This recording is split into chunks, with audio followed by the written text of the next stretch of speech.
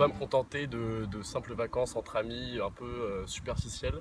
J'avais envie d'approfondir ma foi et personnellement de vivre une expérience un peu forte pour réussir à être missionnaire après dans ma vie au quotidien en France.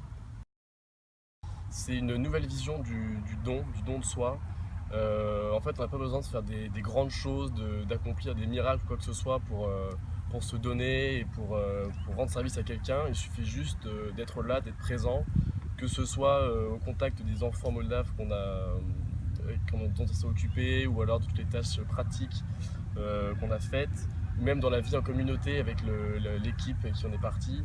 Finalement, c'est toutes les petites tâches quotidiennes qui, si elles sont accomplies avec une réelle volonté finalement d'aider les autres et de faire avancer les choses, mais on se rend compte que quelque part c'est une première démarche de don et c'est une vraie démarche d'amour envers les autres. Mon rapport à la foi dans ma vie, j'ai été particulièrement touché par le prêtre qui nous accueille à Ouangani, Christopher, parce qu'il est tout seul et il a 3 ou 4 paroissiens qui viennent que le dimanche. Et malgré ça, il a quand même une pêche et un jus d'enfer. Il a construit une paroisse de ses propres mains dans une autre ville à côté. Il se donne à fond pour les enfants qu'il accueille et il continue à croire et à porter la parole du Christ.